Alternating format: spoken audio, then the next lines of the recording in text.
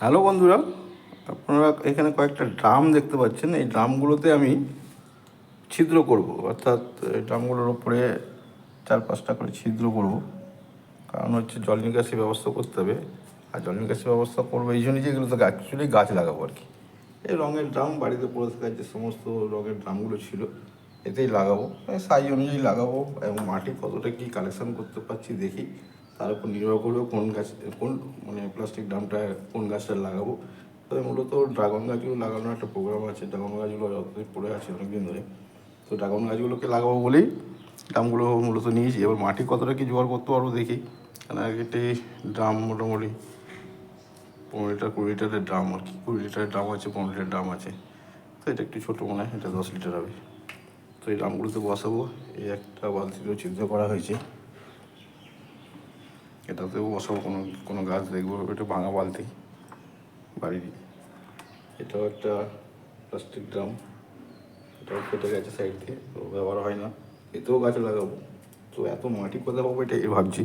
তো যাই হোক, গাছগুলো বসাবো। তার আগে যেটার জন্য ভিডিওটা নিয়েছি, করবো বলে যে উদ্দেশ্যে আজকে মূলত, সেটা হচ্ছে 3 দিন আগে আমি দেখিয়েছিলাম। 3 দিন আগে আমরা সবজি পচা কিছু ফেলেছিলাম, ফেলিনি, ফেলনা যে সবজি পচাগুলো, টোকলাগুলো, সেগুলোকে আমরা ভিজিয়েছিলাম।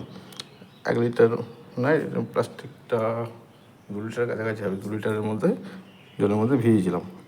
এখন এটাকে আমরা ছেঁকে নেব। ছেঁকে নিয়ে এর মধ্যে আরও 2 লিটার ছাকার পরে আরও যে জলটা পাওয়া যাবে, সেই জলটার মধ্যে আরও 2 লিটার জল মিশিয়ে আমরা গাছে প্রয়োগ করব।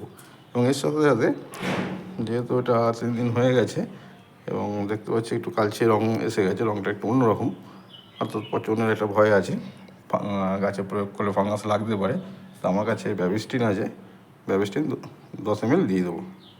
অর্থাৎ ওই চা চামচের হাফ চামচ, চা চামচের হাফ চামচ, আর আইসক্রিম চামচের হলে 2 চামচ। ওকে, তো দিয়ে আমরা ওই গাছ সমস্ত গাছে প্রয়োগ করবো। জবা গাছ থেকে শুরু করে যে গাছে দেওয়ার মতো, অ্যাডিনিয়াম গাছে দেবো না, জবা গাছে মূলত দেবো, বোগেনভেলিয়াগুলো দিয়ে দেবো। ঠিক আছে, এইভাবে আমি রাসায়নিক সার না ব্যবহার করে জৈবভাবে ঘরে সার তৈরি করি এবং এই সারগুলোই আমি প্রয়োগ করি। এবং কিছু কিছু গাছে, যেগুলো ফুল গাছে দেওয়া যেতে পারে, পটাশ ব্যবহার হয়, ডিএপি ব্যবহার করা যায়, গাছের দ্রুত গ্রোথ বা গাছের ফুল ফলের সাইজ বড় করতে, গাছের গোড়াকে শক্ত করতে, বা গাছের পাতা অনেক সময় হলুদ হয়ে যায়, সেই সমস্তগুলোকে আটকাতে, গাছের ফুল বেশি করে আনতে, এই সমস্ত রাসায়নিক সার আমরা ব্যবহার করে থাকি। ফুল গাছে অবশ্যই ব্যবহার করা যায়, সবজি গাছ ছাড়া যে কোনো গাছে ব্যবহার করা যায়। ফুল গাছ অবশ্যই ব্যবহার করা যায়, ফুল ফলের গাছ, ফলের এবং সবজি গাছ ছাড়া সমস্ত ফুল গাছে ব্যবহার করা যায়। তা নাহলে আমরা গাছের গঠন ঠিক হবে না, ফুলের সাইজ ঠিক হবে না, পাতা হলুদ হয়ে যাবে, ফুল কুড়ি আসবে, হয়তো কুড়ি শুকিয়ে যাবে, হলুদ হয়ে পড়ে যাবে। এই সমস্ত বিভিন্ন আমরা গাছের ফ্যাকাল্টি দেখতে পাই। তো সেইগুলোকে রোধ করতে হলে আমাদের তাৎক্ষণিকভাবে রাসায়নিক সার ব্যবহার করতে হয় বা কীটনাশকও ব্যবহার করতে হয়। তো এটা ছাকা হচ্ছে, তার জন্য এতক্ষণ বকবক করছিলাম। দেখি কতটা কী ছাকা হয়েছে। করা আছে, জল এখনো পড়ছে। তো যাই হোক, এই জলটার মধ্যেই আমরা আরও 2 লিটার জল মেশাবো। মিশিয়ে তারপরে আমরা ওর মধ্যে, যেটা বলছিলাম, আমার কাছে ব্যাবিস্টিন আছে, ব্যাবিস্টিন হাফ চামচ মিশিয়ে দেবো, অর্থাৎ 10 গ্রামের মতো। আগে হয়তো আমি এমএলএ বলেছিলাম, ওটা গ্রামেরই হিসাব, যেহেতু ডাস্ট পাউডার, তো ওটা এমএল হিসাবে হবে না, লিকুইড হলে এমএল হিসাবে হয়। তো ওটা আমরা 10 গ্রামের মতো ব্যবহার করবো। আর যদি আইসক্রিমের চামচ হয় তাহলে 2 চামচের মতো ব্যবহার হয়।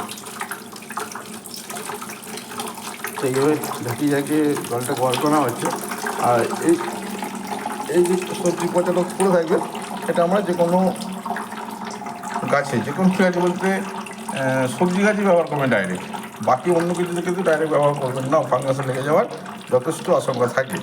তো সবজি পচাগুলোকে এখন আমরা ফেলবো না, আমি একটা অন্য টবে, যে টবে আমি এই সবজি পচা দিয়ে মাটি তৈরি করি আর কি, সার মাটি তৈরি করি, তার মধ্যে ফেলবো, মানে রেখে দেবো এবং অল্প কিছু প্লেন মাটি চাপা দিয়ে দেবো, তাতে এর পর্যন্ত তাড়াতাড়ি হবে এবং পরবর্তীকালে সেই মাটিকে আবার ঢেলে রোদে শুকিয়ে, পরবর্তীকালে বলতে 1 মাস লাগবে সম্পূর্ণভাবে বুঝতে, 1 মাস এখনও টাইম নেবে, তাই আমরা ওইভাবে রেখে দেবো 1 মাস।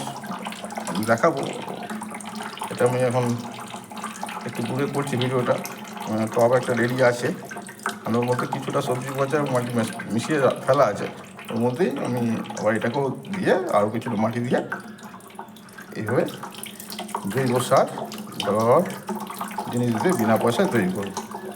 এখন বিনা পয়সায় লিকুইড ফার্টিলাইজার তৈরি হচ্ছে।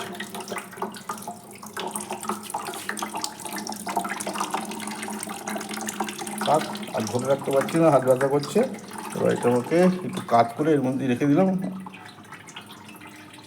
Thank you.